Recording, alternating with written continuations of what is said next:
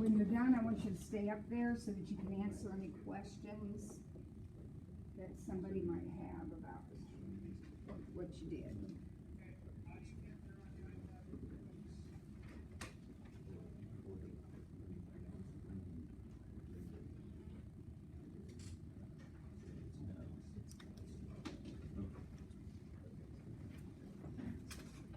And when we get our answer, let's write our answer in interval notation.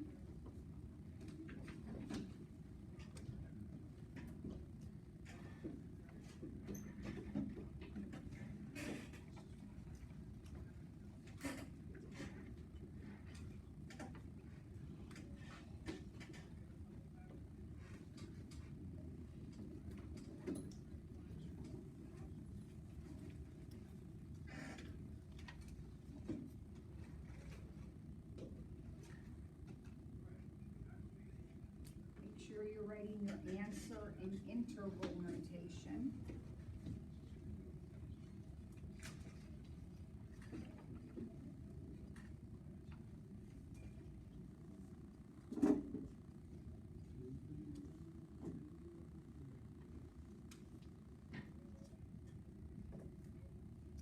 Well, I'm going to say that the guys got the same thing I did. Do they match what you got too? Let's talk about anything you're confused about.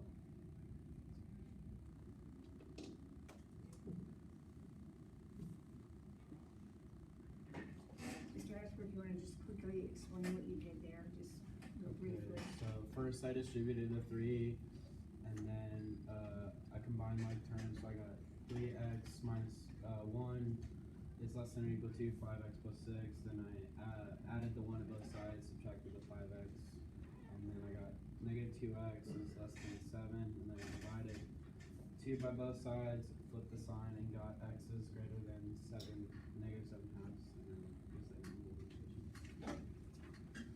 Perfect, wouldn't you say? Nice work, you can sit down, okay? Mr. Burnell, what did you do, real quick? I multiplied everything by 12, and then I simplified both sides by moving the x's to the left and moving the constants to the right. So you get x is greater than negative 2. Everybody okay with multiplying everything by 12 on that one? Because that's the common denominator. Perfect, thank you very, very much. Now, we'll look at the next two. Thank you guys, you did a great job. Anybody have any questions? We have to race this to move on. We're good? Okay, the interval notation is perfect. We got a bracket here, we got parentheses here. Beautiful, beautiful, beautiful. Okay, let's look at this next one. This is called a compound inequality.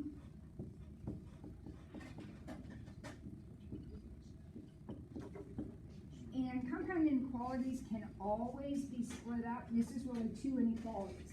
It says negative 3 is less than this fraction, and this fraction is less than 5.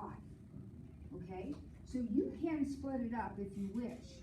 When there's only one x in the problem, though, you don't necessarily have to split it up if you don't want to. You can go ahead and multiply everything by 3.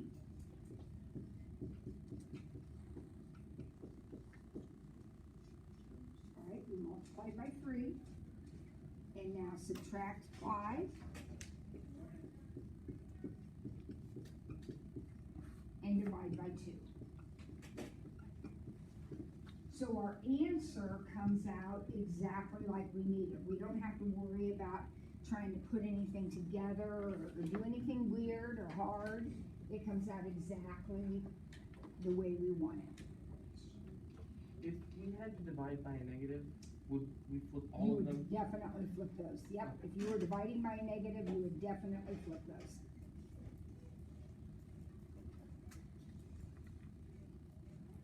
Okay? Now the next one is just not as easy.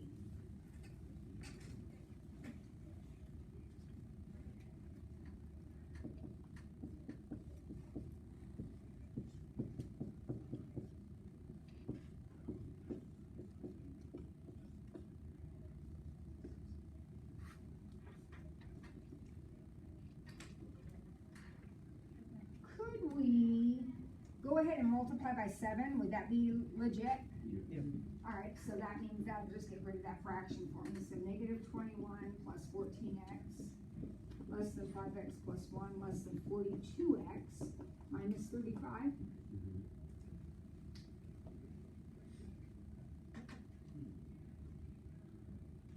Now, do you see how this one's not quite as neat as this one was? So, our best bet here is to go ahead and split this up into the two inequalities it represents. So negative 21 plus 14x is less than 5x plus 1. And that word is extremely important, because whatever answer you get has to fit both of these things. So 5x plus 1 is less than 42x minus 35. So we're going to get two answers to the problem. This is one problem, and this is one problem. And we're going to get two answers, and then have to somehow put them together. So here we go, let's see.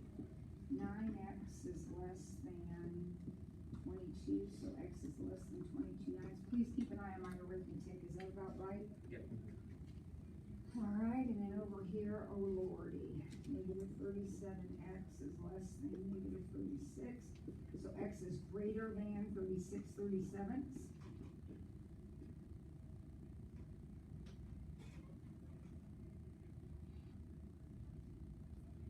Don't let me make a mistake.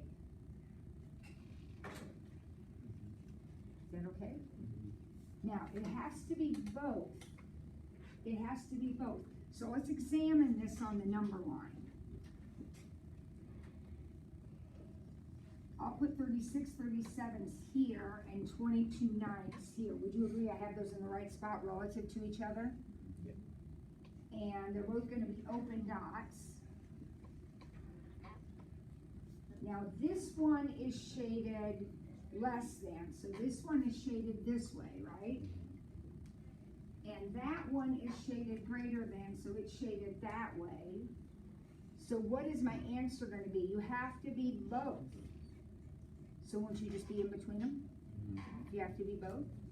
So my answer is the interval from 36/37 to 22/9. Now, what is bothering you about that? Does anybody have an issue? A question? You're not sure why something happened? Uh-huh.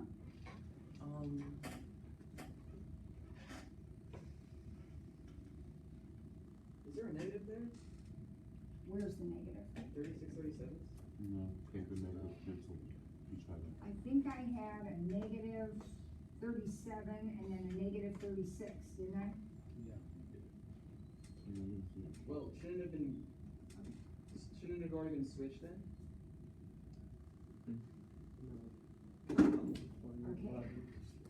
So we're okay to here, right? Never mind, I see it now. This is okay? I see it now. You're okay?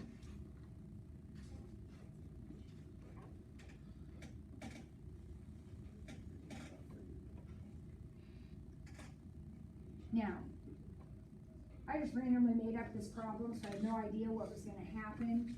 What would have happened if this one, let's say, hadn't have switched? So what would have happened if our answer would have come up to be x is less than 22/9 and x is less than 36/37? What would that final answer have looked like? Yep. Would it have been an or? Okay, no. These are never going to be ors. When you set them up, it's this and this, period. So this is an and problem, but what would the intersection look like? Okay, try again. It would just be all the way across instead of in between them. All the way across starting with, you mean the whole line? Yeah. Oh, no, let's look at it now. No, it started a point and then go past the other point. Which point's it going to start at? the 36 over 37. Exactly, because this one would be all of this, and this one would be all of this. So the answer to that would just be that part right there? No, It would be no, starting at 22 over 9. all of that. Technically. Has to fit Oh, both. both, okay, then it. So I should be using two colors. If I did this in blue and this in red, it's gotta be purple, Yeah. okay? It's gotta be both. It would have to be, And means you've got to fit both. So that would be the answer if this is what we had come up with. What if this is what we came up with?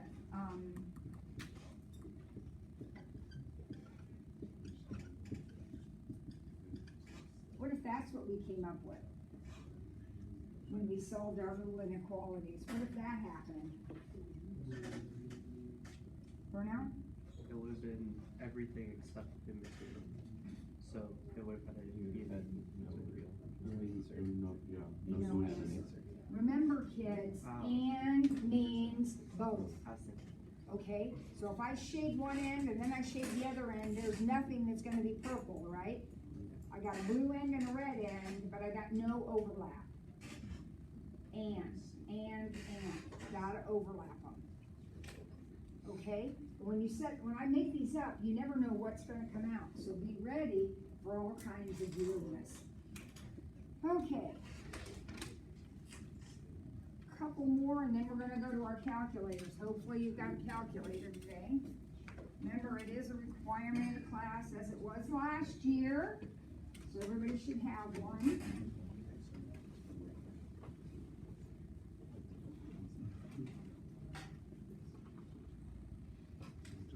All right, volunteer to do x minus 1 over 3, x plus 5 over 4 equals 1/2. New volunteer. Anybody willing to come up that's a new volunteer? And then we'll do the same thing here.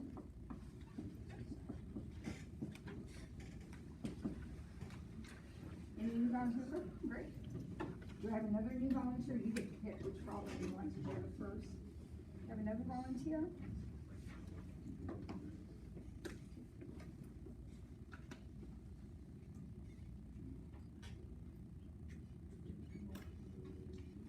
Brayden, you want to volunteer? Bring your buddy. Not really.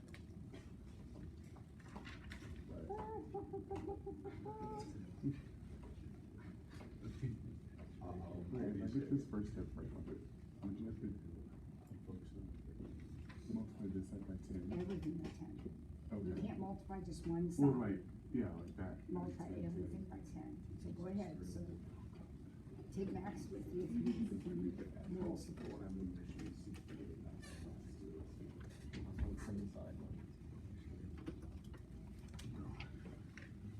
You got it.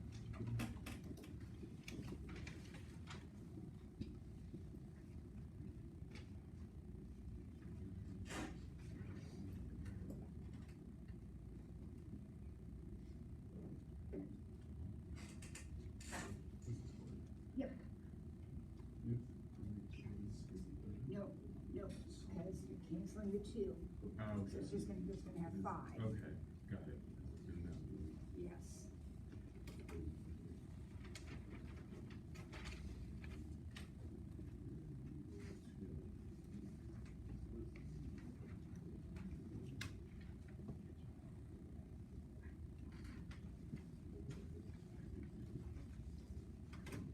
Do you want the second one in interval notation? Yep.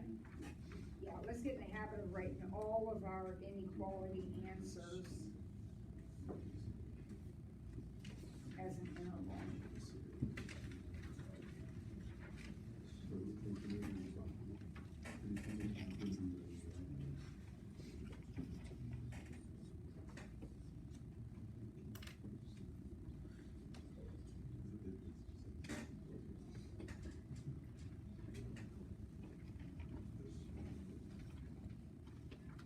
What'd you get there? -5/7. Oh, that's what I got too, good. I matched on that first one.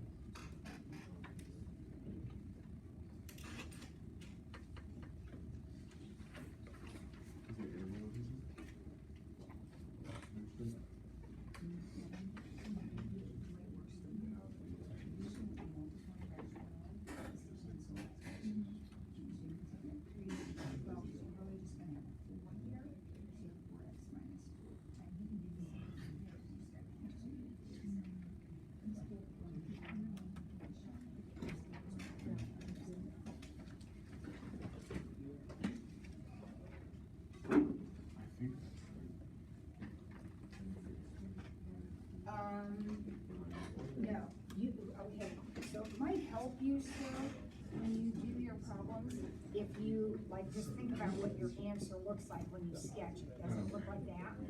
So it's gonna be negative infinity and 76, yeah.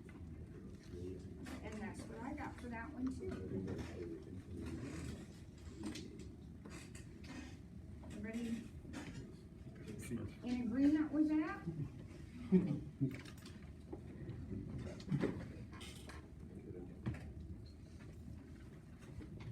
Okay? All right, everybody's sure you're okay, everything's good here. All right, let's get our calculators out. And if you don't have one, guys, you have to have one. So you can borrow one or check one out from the library. They have a limited number, but they do have some. You can check one out. I don't know what the rules are. Make sure you follow the rules. If you lose it, you have to pay for it. Make sure you renew it when you need to, or check in with them, or do whatever you're supposed to do. All right, we're gonna do this on our calculator, and we're gonna do it 2 different ways.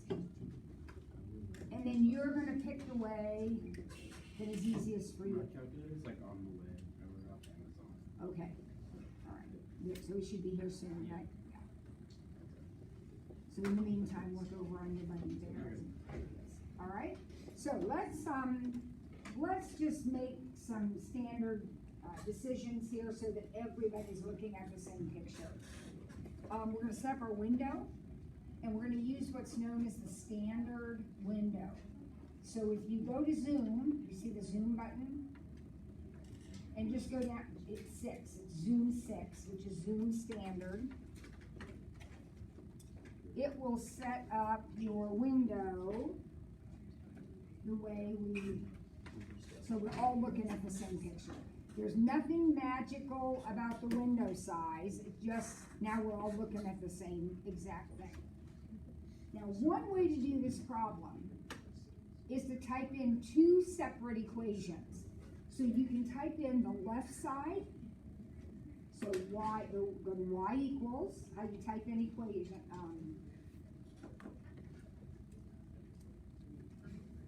there you go. Type in y equals x squared minus 2x. Now, I'm assuming you all know how to type that in on your calculator, because everybody knows how to type that in. Okay. Then go down, and on the other, for me it's y2, in the y2 equation, just type y equals 3. So I have an equation for this side, and I have an equation for this side, and now I'm gonna hit graph. Did you get a parabola and a line? Okay, so this is an inequality. So I'm freehand this thing as best I can. I got something that looks like this. The parabola has to be less than the line, according to the problem. Doesn't that happen right here? This is where the parabola is less than the line. So we need to know what that point is and what that point is. And our calculator will find that. Now this is an easy problem, but let's pretend it's got wacky decimals and you can't eyeball it. We need to know how to use our calculator. So if you press second calc, and that's your trace button here, and go down to the intersect option, which is from E5, and press enter, it puts a cursor in the picture. You need to move that cursor so it's to the, if we're gonna find this point first, we need to move it so it's left of this point. So use your arrow buttons and move the cursor till it's over here to the left of this point. It's gonna be on your parabola, because you put that equation in first. So the cursor, move it over here anywhere and hit enter.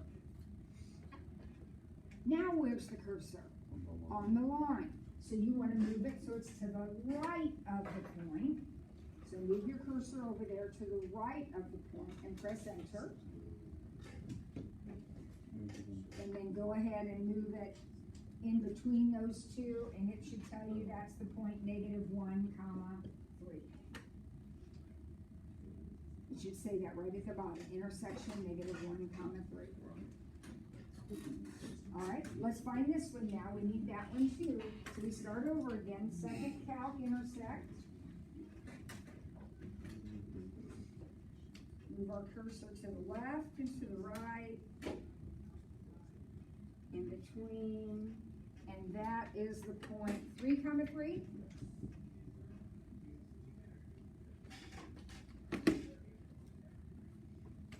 Our variable is x, right? So we're looking at -1 to 3. Those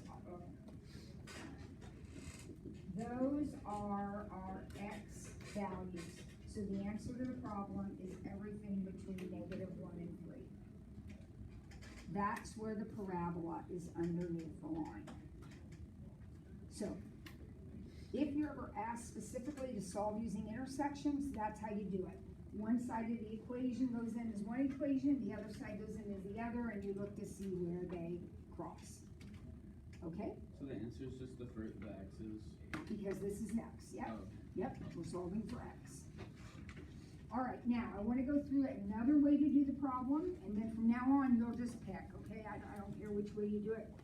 I'll do it the way that's easiest for you. So the other way to do the problem is to move everything over on one side and just put in one equation. So I'm going to go back to y equals, I'm going to take out the ones that I had in there. And I'm going to put in just this right here. X squared minus 2x minus 3. And I'm going to hit graph. Now I get a little bit different parabola, but it's still a parabola. And this is where things are 0, right? So now I need that point, and my answer will be those right there. You're going to find those 2 points exactly the same way, but you're not looking for an intersection now, you're looking for a 0. So second calc, go down to 0, set the cursor on the left and the right of that point, and again, this is an easy problem, you're not going to be able to eyeball all of them, and we get -1. Second calc, 0, set it to the left of this one, to the right of this one, in between, and that's 3. So we get exactly the same answer. Okay? All right. One way or the other, try the next one. Try B. I don't care if you do it with intersections or with zeros, but try B.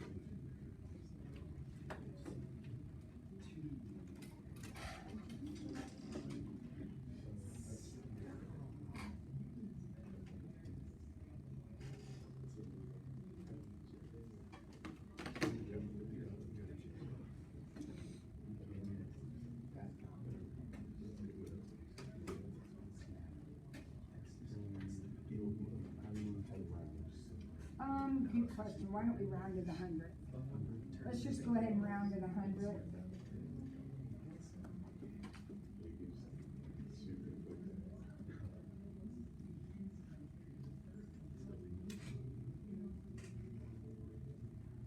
You have this done already? No, my calculator's done. Uh-oh. Need to go to CVS and get some batteries.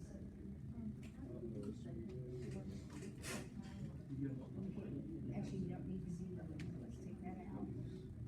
Because the y or the x-axis is 10%. Now we hit graph.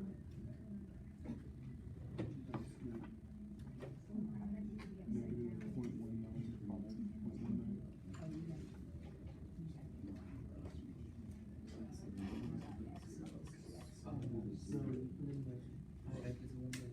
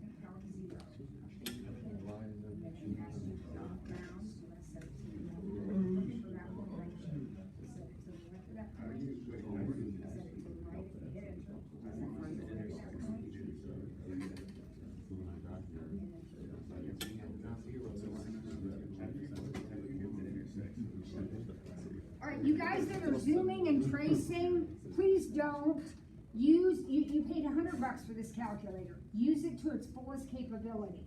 So second calc, if you press second calc, it gives you all the options for finding every point you need on that curve. Max, min, intersection, zero. Use that button. Don't be just zooming and tracing. Use the capability of the calculator. For one of mine, I've only gotten one so far. I got negative 0.19. Mm-hmm. Okay, I'm gonna draw this a bit. So that one is negative 0.19. I haven't found that one yet. Has anybody found that one? It's 5.19. 5.19 according to, anybody match that? 5.19? Okay. Now be careful, because on this problem, x squared is greater than that. So x squared minus, the way I did x squared minus 5x minus 1 is greater than 0? Or equal to? Now what does that mean? That means I'm looking for where my graph is above 0. So this isn't the answer this time. It's all of this, those are solid dots, and all of this, because it's a greater than problem. So what will I write as my answer then? Negative infinity to negative 0.19, or 5.19, oops, that's a bracket, 5.19 to infinity.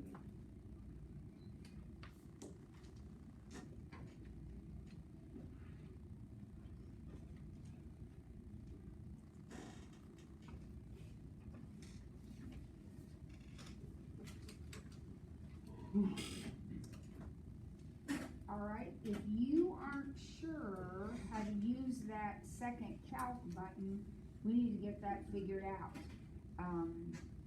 Hopefully we can do that here shortly, but we gotta do question 6 first. So we'll get question 6 done, and then if we got a calculator issue, we can take care of that. But no zooming and tracing. We're gonna use our 0, max, min, intersect, whatever button we need to do that. Okay. Last thing in P3, because then that homework that we do, solve for the indicator variable. All right, someone impress me. What's this formula? Is it the formula for a trapezoid? Area of a trapezoid. Good job, area of a trapezoid. When we say solve for h, what does that mean? Get h alone. So what do you think we ought to do here? First thing I would do is times by 2, because I don't like that fraction. So I'm going to multiply by 2.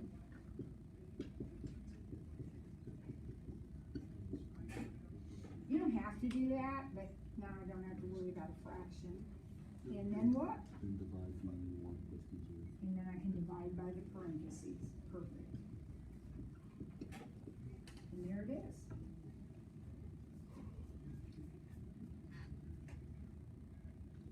Is that okay with everybody? Anytime you have a formula like this or an equation like this that has variables in the bottom, you have to recognize that those variables cannot be 0, right? Oftentimes, we actually make you write that down, but you don't have to in this problem, because what do B1 and B2 stand for? The lengths of the bases of the trapezoid, and if you, they can't be 0, because you wouldn't have a trapezoid if they were 0. So I don't have to worry about it so much, but oftentimes you should write that down. All right, what about this one? What's this the formula for? Volume cylinder? Nope. Close. It's a volume formula for sure, but it's not a cylinder, it's a sphere. It's a sphere. Yep, it's a sphere. And we're solving for R. What's the first thing you want to do? I would. So 3/4 V equals pi r cubed.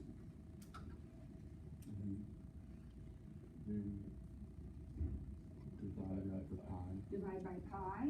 Now, keep in mind, this is the same as 3v over 4, right? So when you divide by pi, you're gonna end up with 3v over 4 pi, because you're going multiplying by 1 over pi, so it's 3v over 4 pi equal to r cubed. And then take the cube root of both sides. So we have the cube root of 3v over 4 pi equal to r. And normally I'd be freaking out about a radical, in the bottom of the fraction, but kids, you got a pi down there. It's irrational. You're not supposed to have that down there either, but we've got it. So we're just gonna leave the answer just like that, because that's already irrational. So, we'll leave it. Is there a way to get it out of the? To get the pi out, no. Okay. No. You can get rid of the cube root, but then you would be left with still a 4 pi in the denominator. So, nope. Okay? All right, what I want to do now is make a note that P3 homework is due on Friday.